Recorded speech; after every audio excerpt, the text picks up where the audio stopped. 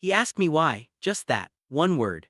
And I had been sitting alone on that bench outside the Harlow General Store for 3 hours in the August heat with every single person in that town walking past me like I was furniture, like I was part of the landscape, like a woman sitting alone with a split lip and dust on her dress and nowhere to go was just something that happened in Harlow, Texas, and did not require anyone to stop.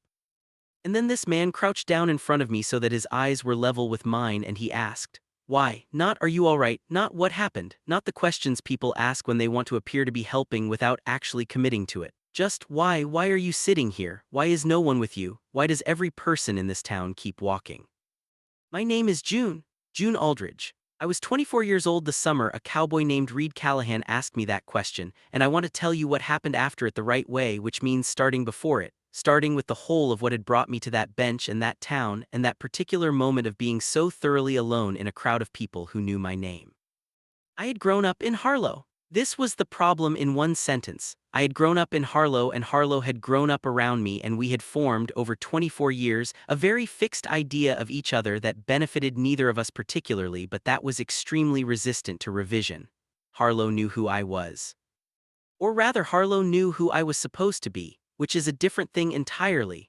And the distance between those two versions of me had been widening for years in ways that I had tried to manage and Harlow had tried to ignore and that had finally, on the August morning before Reed Callahan crouched in front of my bench, become impossible to ignore for anyone.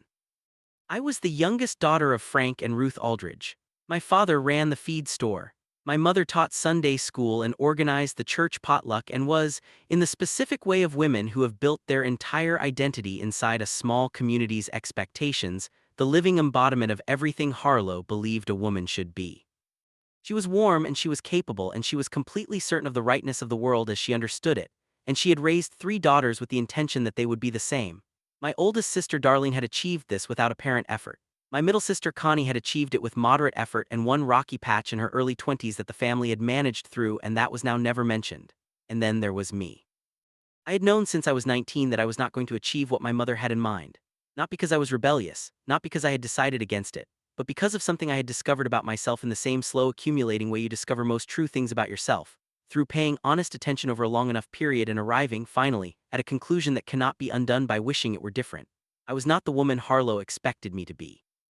And the specific way I was not that woman was the kind of way that Harlow, Texas in the 1890s did not have sympathetic language for. There had been a woman named Clara. She had come to Harlow 2 years before the August morning, a schoolteacher from Dallas, and she had been in Harlow for 8 months, and in those 8 months something had happened between us that I had not planned and had not known how to manage and had not been able to stop, because it was the first time in my life that something had felt completely true rather than partially right. 8 months and then Clara had been asked to leave her teaching position and had left Harlow and left Texas, and I had watched her go from the window of my parents' house and felt something close that I was not going to have the right language for until much later. Harlow had watched all of this with its 300 pairs of eyes and had reached its conclusions. The conclusions were not sympathetic. The conclusions were the specific conclusions of a community that has decided a person in its midst is a problem rather than a person, and they had been applied to me over the subsequent 2 years with a consistency that had worn me down from the outside in the way water wears stone, slowly but completely. I had lost the job I had at the seamstress shop, whose owner said she had concerns about her reputation. I had been quietly removed from the church choir, which my mother had been in for 20 years and which my removal had cost her in ways she held me responsible for.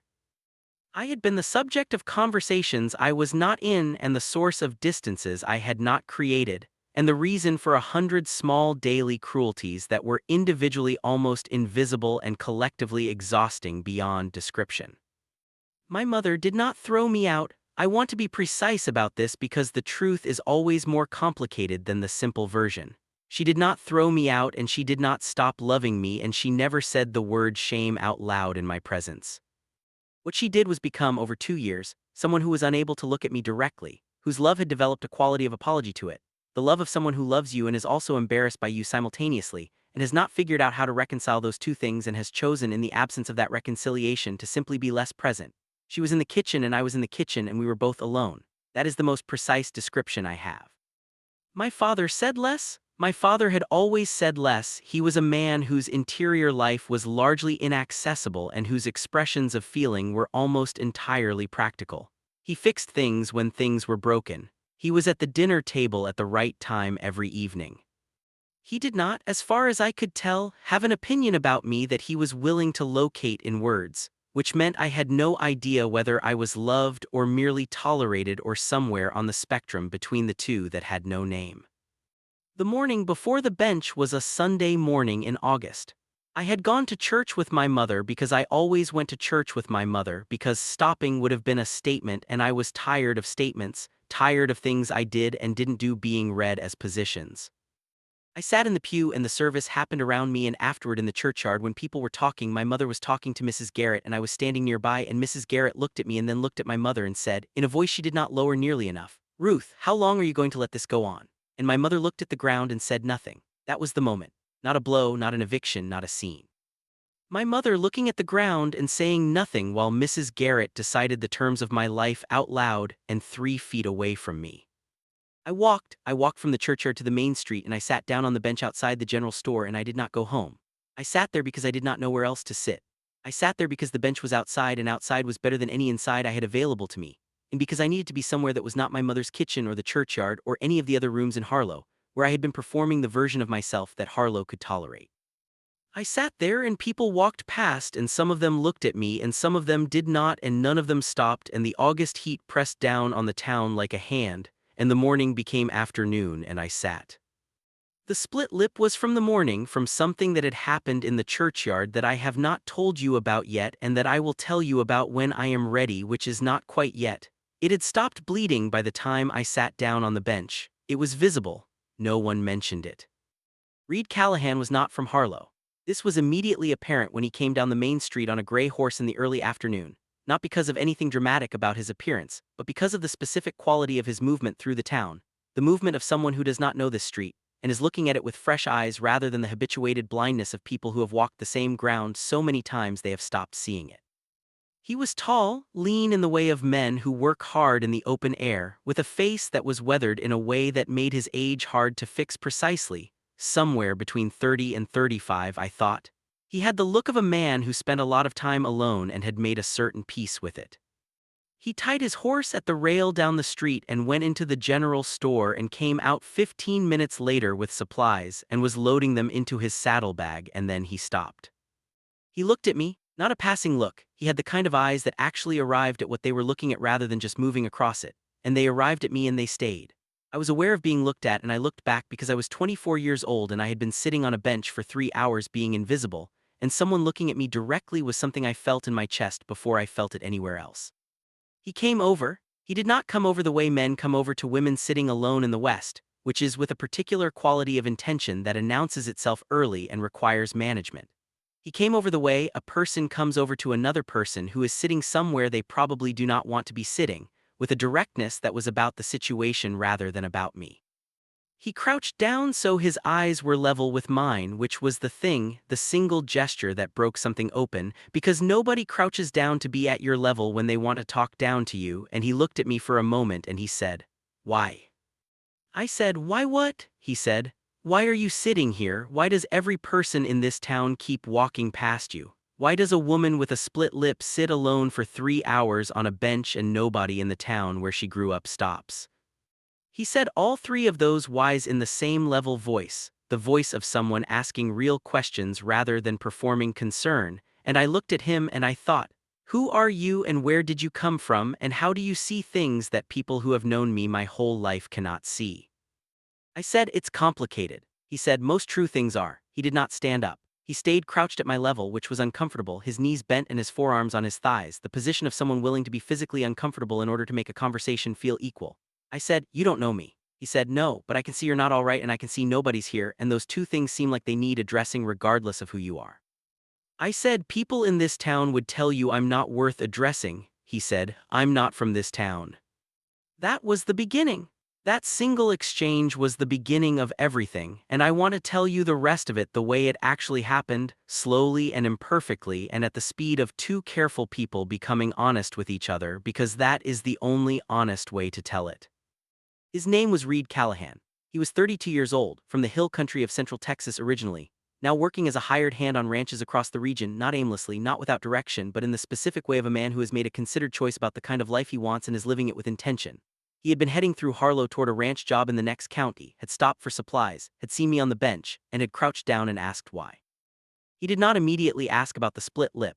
He asked about the bench and about the town, and he listened to what I told him, which was not everything at first. It was the surface version that I had a disagreement with someone, I'm just getting some air, I'll be fine. He listened to this with the attention of someone who hears what is said and also what is underneath it, and when I finished he said, "Is there somewhere you can go tonight that's safe?" The question was direct and practical and landed in my chest like something I had been needing someone to ask for 2 years. I said, "My parents' house." He said, "Is that safe?" I said, "It's safe enough." He said, "That's not the same thing." I said, "No, it's not."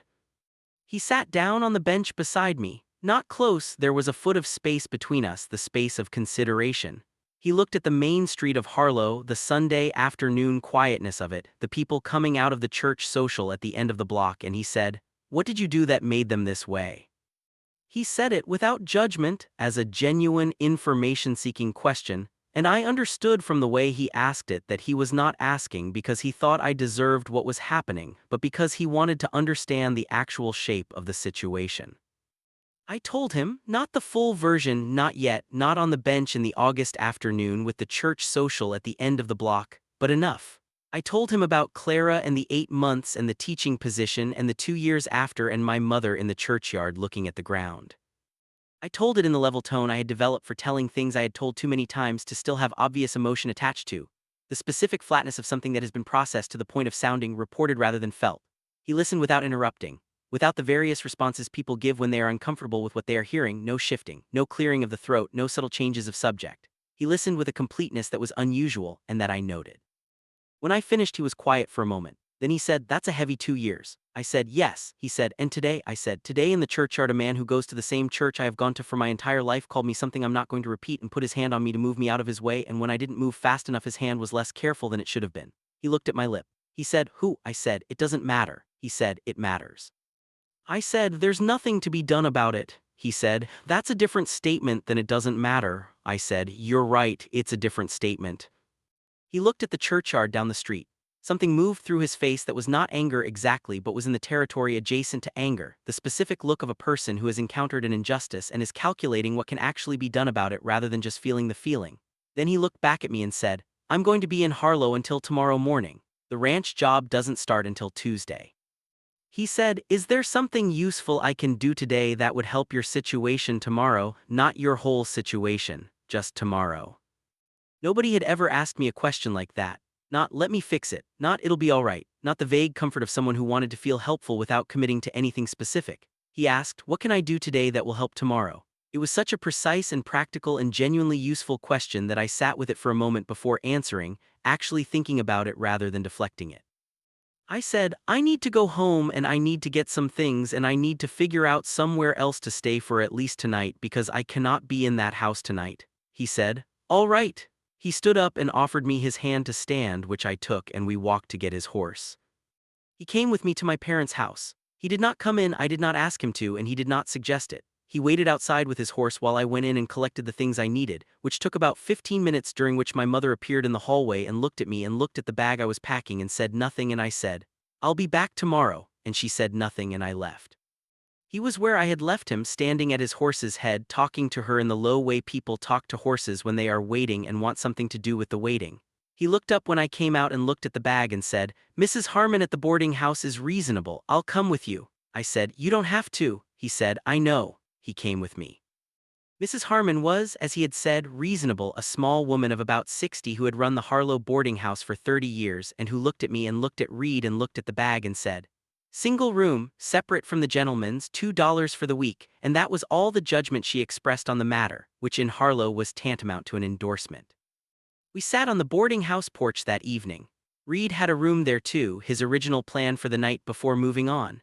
The August evening came down over Harlow, the heat finally dropping to something survivable, the sky going gold and then red and then the particular deep blue of a Texas summer night that goes on longer than seems possible.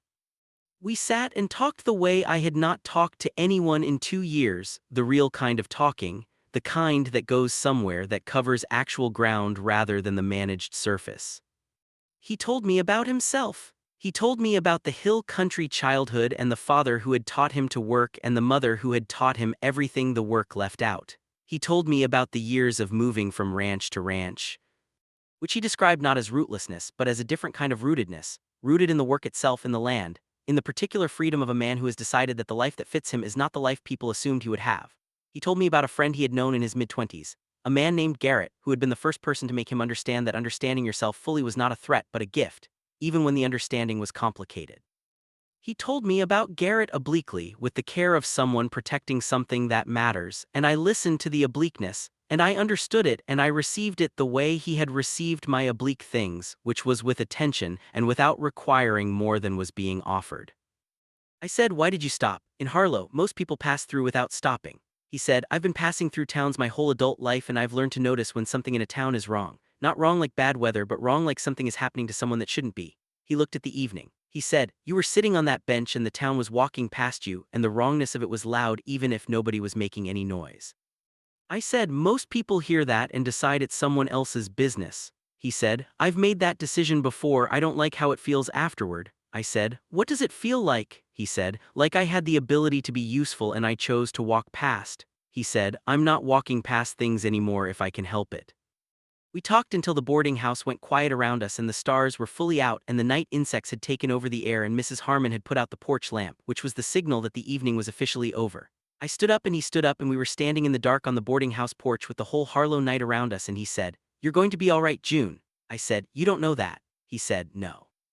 But I think you're stronger than the town that's trying to make you small." I said, "That's a kind thing to say." He said, "It's a true thing to say, there's a difference." I said, "You keep making that distinction." He said, "It matters to me." I said, "I can tell." I said goodnight and went inside and I lay in the boarding house bed in the dark and thought about a man who crouched down to be at your level and asked why and meant it. He came by the next morning before he left for the ranch job. He found me in the boarding house kitchen and he sat across from me while I had coffee and he said, "I want to say something before I go." I waited. He said, "I've been thinking about what you told me, about the 2 years in Clara and the town." He said, "You're not wrong about who you are, I want to say that clearly. Whatever Harlow has decided about you, you're not wrong." I looked at him across the coffee cup and I felt something that I did not have a safe word for, but that was warm and real and not the kind of thing I had felt in a long time. I said, "Thank you for that." He said, "I mean it." I said, "I know you do, that's why it means something." He left for the ranch job in the next county and I stayed in Harlow for another 2 weeks in the boarding house. And during those 2 weeks something shifted in me that was not dramatic but that was complete. The shift was this. Reed Callahan had asked me why, had crouched down and looked at me directly and asked why, and the asking of it had done something that 2 years of survival had not done, which was remind me that the question was worth asking, that I was worth asking about. That the bench and the town and the people walking past was a statement about Harlow and not a statement about me. He wrote from the ranch in the next county, a letter practical and warm in the specific way he had of being both things at once, telling me about the work and the ranch and asking how things were. I wrote back. We wrote back and forth for 3 months, the letters making a thread between us that was different from anything I had had before, not the managed exchange of two people performing connection, but the actual exchange of two people who had been honest with each other from the beginning and were continuing to be. In October I left Harlow. I want to tell this part precisely because it is the part that required the most from me. I did not leave in a storm, not dramatically, not with a confrontation at the door. I told my mother I was going and she looked at me with the look she had developed over 2 years, the love with apology look, and she said, "Where will you go?" I said, "West, I'll find work, I'll write when I'm settled." She said, "Elena," she stopped. She had called me Elena, which was not my name, and she caught it immediately and said, "June, I meant June." But we both knew what had happened, that for 1 second she had been reaching for the name of the daughter she had planned to have rather than the one she had, and I stood in the kitchen and I was not angry about it, I was just sad. The specific sadness of understanding something clearly that you had been hopping to understand differently.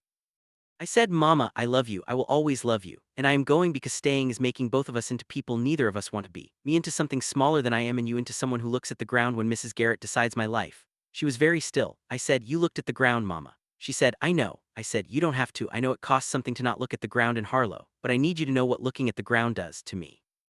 She said nothing for a long moment, then she said, "I love you, June."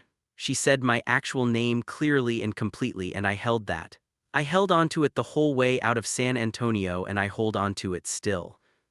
I went west. I wrote to Reed and told him I had left Harlow and he wrote back and said, "I know a ranch outside of Marfa that's looking for help with their books and ordering if you know that kind of work." I knew that kind of work. I had helped my father with the feed store accounts for years. He wrote, "It's good country, different from Harlow, bigger sky." I took the job. I arrived at the ranch outside Marfa on a November morning when the high desert was doing its particular autumn thing, the light extraordinary and the air clean and cold and the mountains visible in the distance, the Davis Mountains, which I had never seen before, and which made everything I had been looking at in Harlow look like it had been happening inside a very small room. Reed was at the ranch, his job in the next county had finished and he had moved on to this one, which was how it worked for him, the moving on, the next county, the next ranch, the work finding him as much as he found it. He was at the corral when I arrived in the wagon the ranch owner had sent for me, and he looked up from what he was doing and saw me and something happened in his face that was not surprise. He had known I was coming, we had written about it, but something else, the specific thing that happens in a face when something you have been thinking about in the abstract becomes physically real and present. He came to help with my bag and he said, "You made it." I said, "I made it." He said, "How does the sky look?" I looked up at the Marfa sky, which was enormous in the way of West Texas skis, bigger even than the Harlow sky, going on in every direction without apparent limit. I said, "Different." He said, "Better." I said, "Yes, better." I want to tell you about the months that followed at the ranch, because they are the real substance of this story. The slow accumulation that is always more important than any single moment. The ranch was run by a man named Thomas Birch and his wife Alina, who were both in their 50s and who had built their operation over 30 years, and who ran it with the practical warmth of people who have worked alongside each other long enough to have become, in all the ways that matter, a single well-functioning thing. They received me as they received all competent help, with the directness of people who judged by usefulness and character and had no energy left over for the other kinds of judgment. I worked the books and the ordering and I was good at it. I was better at it than I had known. And the work gave me the thing that work gives you when it is the right work, which is a daily proof of your own competence that no one can take away because it is written in the numbers and the accurate ledgers and the correct orders arriving at the correct time. I found myself, over the months at the Birch Ranch, becoming someone I recognized as more fully myself than any version I had been in Harlow, not transformed, not suddenly different, but expanded, the way you expand when the room you are in is finally large enough to hold you. Reed was there most days. He worked the cattle and the fence lines and the endless physical maintenance of a working ranch, and in the evenings we sat on the bunkhouse steps or at the cookhouse table and talked the way we had been talking since the boarding house porch in August, in the same honest key, going further each time because each time had established that honesty was safe between us and that the safety held. He told me about Garrett, the full version this time, not the oblique version. He told me about the man he had loved in his mid-20s and about what loving him had cost him in the world he had been living in at the time and about the leaving, not Garrett leaving him, but Reed leaving the situation, the town, the version of himself that had been trying to be comfortable instead of true. He told me this in the November dark on the bunkhouse steps with the Marfa stars above us, which are extraordinary, the kind of stars that exist only at that altitude and in that darkness, and his voice was level and careful and he told it the way I had told him about Clara, with the flatness of something that has been processed past the acute pain but that still carries its full weight. I listened the way he had listened to me. I said, "Thank you for telling me." He said, "You told me yours." I said, "I know, I just wanted to say that it meant something that you told me yours." The thing between us grew in the particular way of things between two people who have each been honest about the complicated shape of themselves and have found in the other a person who receives that honesty without requiring it to be different. It was not straightforward, I want to be honest about that. We were two people with complicated histories and complicated understandings of ourselves, and what we felt about each other was complicated in the same way, real and warm and present, and also requiring navigation that we did not always manage perfectly. There was a week in January when we did not speak properly, when something I said had landed wrong and he had pulled back into the particular quiet of a man who is managing something he has not yet found the words for, and I had let him pull back rather than pressing because I did not know what the pressing would find and I was afraid of what it might cost. We worked alongside each other for a week in a silence that was not the comfortable silence we had built but the other kind, the kind with something unresolved in it, and the week was long and the ranch was cold and the Davis Mountains were gray under the January clouds. On the 8th day he came to me in the cookhouse after supper when everyone else had gone and he sat down across from me and said, "I owe you something." I said, "What?" He said, "The week, the silence, I owe you an explanation for it." I said, "You don't owe me." He said, "June, let me finish." I waited. He said, "I pulled back because something is happening between us that I do not know what to do with, not because it is wrong. Because it matters and I am not practiced at things that matter not going wrong and I got afraid, and I managed the fear by going quiet instead of saying it to you." He said this with the directness he had, the directness that had been there from the crouching in front of the bench to now, the consistent willingness to say the actual thing. He said, I am telling you instead of being quiet about it because I have been quiet about things that mattered before and I know what it costs. I looked at him across the cookhouse table in the January evening and I said, Reed, I know what it costs too. He said, I know you do. I said, so let's not do it. Let's not be quiet about things that matter. He said, I don't know how to do that, not perfectly. I said, neither do I, but I think we've been doing a version of it since August and I think the version we've been doing is good enough to build on. He looked at me for a long moment with that look he had, the look that actually arrived at what it was looking at and said, yes, I think so too. The spring came to the Marfa country the way it comes to high desert, in the sudden and complete way that country with no gradual transitions works. 1 week still winter, and then one morning the light is different and the smell is different and the creosote is blooming, and the mountains have gone from gray to green at the lower slopes, and the whole enormous sky has changed its quality from cold to something warmer and full of possibility. I stood on the porch of the ranch house one April morning and looked at the mountains and thought about August in Harlow and the bench and the 3 hours and the single word that had started everything. I had written to my mother in November, once a month since then, letters that were honest in the measured way of letters between two people who are still finding their way to each other, telling her about the ranch and the work and the country and carefully, incrementally about Reed. Not everything at once, but I had written, I have a friend here, a good one, a man named Reed who asked me one question in Harlow and that question changed everything. My mother wrote back. Every month her letters in her careful schoolteacher's hand, telling me about Harlow and the feed store and Darlene and Connie, and in March she wrote something that I read 3 times before I believed I had read it correctly. She wrote, I have been thinking about what you said about me looking at the ground. I have been thinking about it since you left. I am not finished thinking about it, but I want you to know that I am thinking. I am thinking, 3 words from my mother who said things carefully and meant what she said, and those 3 words were more than 2 years of silence and more than the managed love and more than anything she had managed to say to my face. I am thinking, it was not arrival, it was the road. Reed found me on the porch that April morning. He came out with 2 coffee cups and stood beside me and looked at the mountains and I showed him my mother's letter. He read it and handed it back and said, 3 words. I said, from her 3 words is a speech. He said, are you going to write back? I said, yes, today. He said, what will you say? I thought about it. I said, I'll tell her about the mountains. I'll tell her the sky is bigger here. I'll tell her about the work. I'll tell her. I stopped. He looked at me. I said, I'll tell her about you. He was quiet for a moment. Then he said, all right. He said, tell her you have someone who asks why when something is wrong. Tell her that is a rare thing. I said, she'll want to know more than that. He said, then tell her more than that. Tell her the true version. I said, even the complicated parts. He said, especially the complicated parts. The complicated parts are usually the real parts. I wrote to my mother that afternoon. I told her about the mountains and the sky and the work, and I told her about Reed.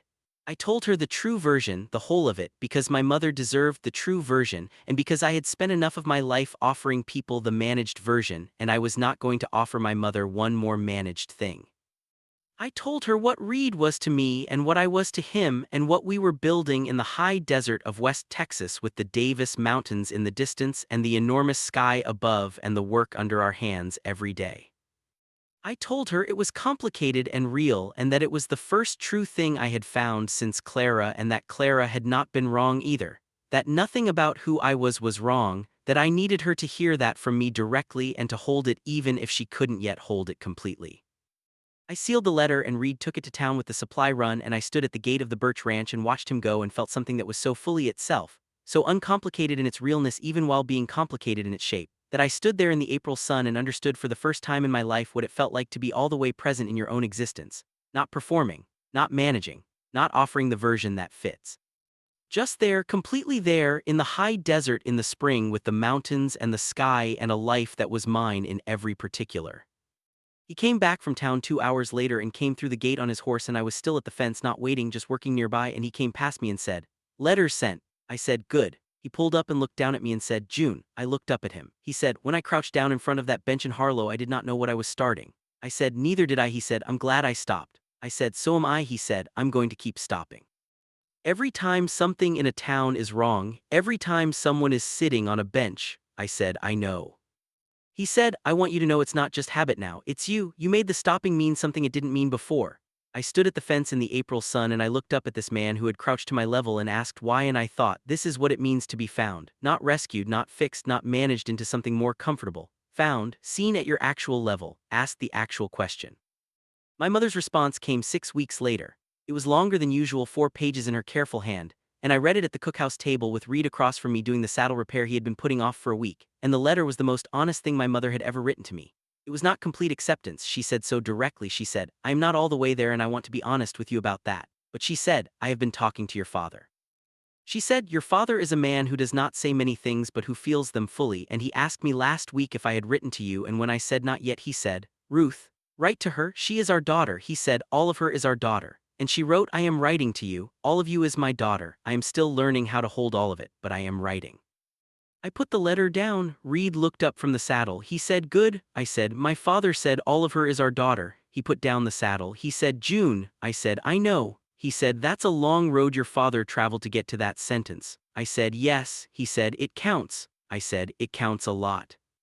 He reached across the table and put his hand over mine, the warmth of it real and cert, and we sat in the cookhouse in the June evening with the mountains outside and the sky going its particular gold, and I thought, no one came for me in Harlow, not one person in 3 hours on that bench. And then a cowboy from the hill country crouched down and asked one word and everything changed. Not because of the word, because of the willingness to say it, because of the decision to stop instead of walk past. Because some people know somewhere in the structure of who they are that the walking past is not something they are willing to do anymore. And those people, when you find them, are the rarest and most necessary kind. The Birch Ranch in Marfa, Texas, in the summer of 1892, with the Davis Mountains to the south and the sky going on forever, and two people at a cookhouse table who had each been honest about the complicated shape of themselves, and had found in the other a person willing to receive that honesty without flinching. That was where we landed. That was the place the bench in Harlow had always been pointing toward, even when I could not see past the heat and the 3 hours and the town walking past. The bench was not the end. The bench was the why, and the why led here. That is the whole story. That is all of it. And if you stayed until this last word, then you already know that the question why is sometimes the most powerful thing one person can say to another. Not, are you all right? Not, what happened? Just, why are you here? Why is no one with you? Why does the world keep walking past? Ask the why, it changes everything. Drop a comment below with the moment that stayed with you. Was it the crouching down, the 3 words from June's mother, the father saying, all of her is our daughter? Like this story if it reached something real in you. Subscribe because part 2 is coming, and in part 2 June's mother comes to Marfa. She comes in September on the stage from San Antonio, and she stands at the gate of the Birch Ranch, and June sees her from the porch, and for a long moment neither of them moves. Should I tell you who moved first?